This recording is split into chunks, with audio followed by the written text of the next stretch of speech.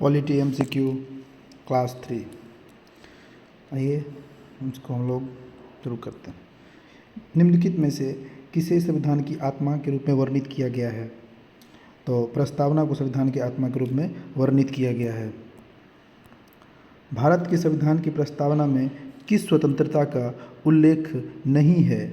विचार की स्वतंत्रता ये उल्लेख है, विश्वास की स्वतंत्रता ये भी उल्लेख है, उपासना ये भी उल्लेख है, नैतिक विचार, विश्वास और उपासना की स्वतंत्रता, नैतिक का उल्लेख नहीं है।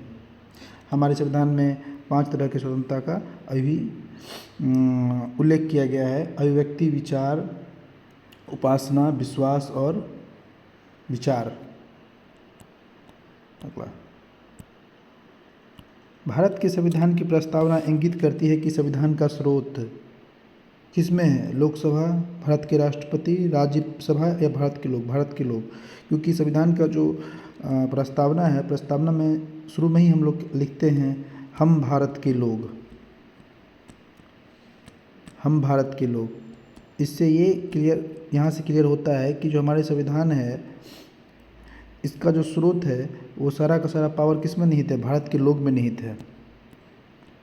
निम्नलिखित उद्देश्य में से कौन सा एक भारत के संविधान की उद्देशिका में सन्निविष्ट नहीं है? तो विचार की स्वतंत्रता बिल्कुल है, अभिव्यक्ति की स्वतंत्रता, विश्वास की स्वतंत्रता, आर्थिक स्वतंत्रता ये उल्लेख नहीं किया गया है। तो इसका सही आंसर हो जाएगा आर्थिक स्वतंत्रता।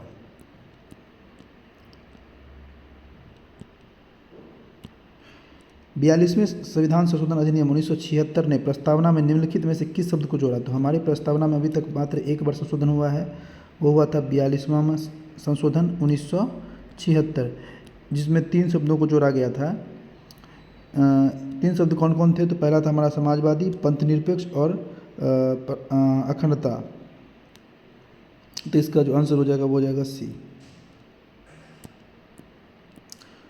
प्रस्तावना में स्वतंत्रता शब्द कहाँ से लिया गया है? तो अगर हम बात करें स्वतंत्रता तो ये लिया गया है फ्रांसीसी संविधान से। कहाँ से लिया गया? फ्रांसीसी संविधान से लिया गया है।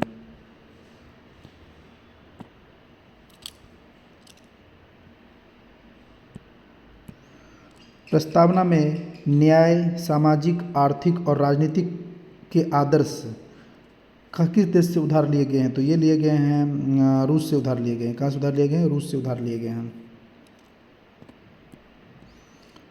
भारतीय संविधान में प्रस्तावना का विचार निम्नलिखित में से किस देश के संविधान से लिया गया है? तो जो इसका आंसर हो जाएगा वो हो जाएगा संयुक्त राज्य अमेरिका। क्या हो जाएगा इसका आंसर? संयुक्त राज्य अमेरिका हो जाएगा। अगला क्वेश्चन, सुप्रीम कोर्ट ने निम्नलिखित में से किस मामले में मूल संरचना सिद्धांत पेश किया था? ये चूँकि ये इसका आंसर हो जाएगा केशवानंद भारती केस 1973 में। 1973 के केशवानंद भारती केस में ही सुप्रीम कोर्ट ने मूल संरचना सिद्धांत को बताया था। अगर बात करें प्रस्तावना की, तो प्रस्तावना के बारे में सुप्रीम कोर्ट ने कहा था बेरूबरी यूनियन केस में कि प्रस्तावना संविधान का पार्ट नहीं है, इसीलिए इसमें संशोधन नहीं किया जा सकता। लेकिन फिर खुद के डिसीजन को उन्होंने उलट कर दिया और फिर कहा 1973 में कि प्रस्तावना संविधान का पार्ट है और इसमें संशोधन किया जा सकता है, बस इसके मूल संरचना को हम लोग बदल नहीं सकते हैं। अगला क्या है? भारतीय संविधान की दूसरी अनुसूची में कुछ अधिकारियों के वेतन, भत्ते और अन्य विशेषाधिकारों का उल्लेख है। निम्नलिखित में से कौन उन अधिकारियों में से नहीं है? विधानसभा के उपाध्यक्ष ये हैं, विधानसभा के अध्यक्ष होगा, एक में क्या हो जाएगा? अध्यक्ष हो जाएगा। नहीं, ठीक है, ऑप्शन सही दिया हुआ है। विधानसभा और विधान परिषद ये दोनों हैं। महान्यायवादी नहीं, ये नहीं है। भारत के नियंत्रक और महालेखक परीक्षक ये भी हैं। तो जो दूसरी अनुसूची में किन किन का अधिकारियों का नाम है उसको हम लोग थोड़ा देखें।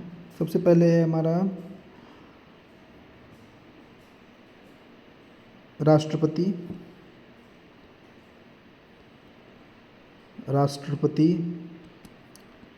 राज्यपाल,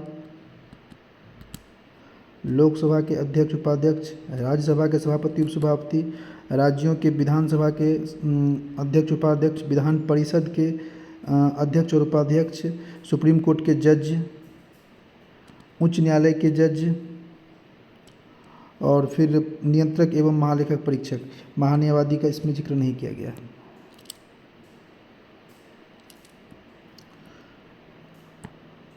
अगला क्वेश्चन क्या है?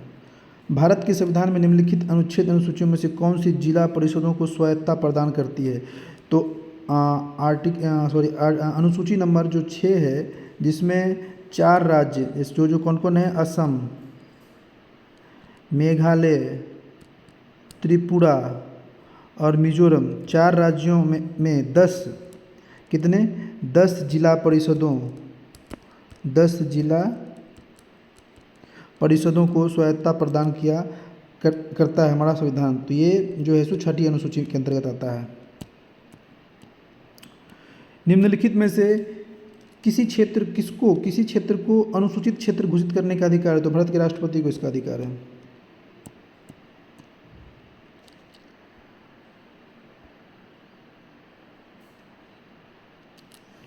अगला क्वेश्चन, भारत के संविधान की निम्नलिखित अनुसूचियों में से किस एक ने प्रत्येक राज्य से निर्वाचित होने वाले राज्यसभा के सदस्यों की संख्या निर्धारित की है? तो इसका जो सही आंसर हो जाएगा वो हो जाएगा 4थी अनुसूची। क्या हो जाएगा? 4थी अनुसूची। राज्यसभा में सदस्यों की संख्या किस अनुसूची में लिखी गई? 4थी अनुसूची में। 5वीं अनुसूची कौन सी है? तो अनुसूचित जनजाति और अनुसूचित जाति क्षेत्रों के प्रशासन से संबंधित नियम। 3री अनुसूची में हमारा है शपथ। 6ठी में है 4 राज्य असम, मेघालय, त्रिपुरा, मिजोरम। इन 4 राज्यों में अनुसूचित जाति और जनजाति के प्रशासन से रिलेटेड चीज़ें हैं। नेक्स्ट, राज्य मंत्रियों की शपथ या प्रशासन संविधान की किस अनुसूची के अंतर्गत आता है? तो ये आता है शपथ 2री नहीं 3री अनुसूची। 5वीं बता दिए हैं अनुसूचित क्षेत्र, 2री वेतन भत्ते और 4थी हो जाएगा राज्यसभा में सीटों का आवंटन। अगला, संविधान में कुल कितनी अनुसूचियाँ है? संविधान में अभी के लिए 12 अनुसूचियाँ, लेकिन जब हमारी संविधान बनी थी तो ओरिजिनली में टोटल 8 अनुसूची थी। बाद में 4 हम लोग संविधान संशोधन करके जोड़े हैं। इसमें जो 9वां जो जोड़े थे वो हम लोग जोड़े थे पहला संविधान संशोधन अधिनियम 1951। वो किससे रिलेटेड है? भूमि अधिग्रहण से रिलेटेड है। 10वां 52वां संविधान संशोधन अधिनियम 1985। दल बदल 11वां 72वां 73वां कॉन्स्टिट्यूशन अमेंडमेंट 1973वां संशोधन 1974 कितना था 74 की 72 ऐसे कुछ 1992 और ये इसमें क्या था? पंचायती राज था। और जो हमारा 12वां था इसको भी हम लोग जोड़े थे 74th अमेंडमेंट 1992 के ही द्वारा। इसमें क्या था हमारा? म्यूनसिपैलिटी था, नगर पालिका था। तो ये चारों के चारों हम लोगों ने बाद में अडॉप्ट किए हैं। ये लास्ट क्वेश्चन है,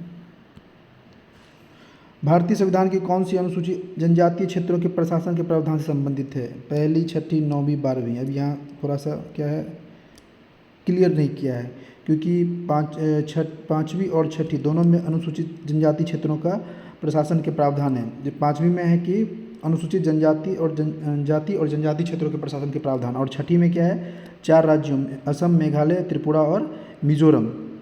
तो यहाँ कुछ क्लियर नहीं किया, लेकिन ऑप्शन में दिया हुआ 6ठी, तो हम लोग 6ठी मानेंगे, तो ये हमारा सही आंसर हो जाएगा। तो ये इसका आखिरी क्वेश्चन था। फिर मिलते हैं अगले में, तब तक के लिए जय हिंद।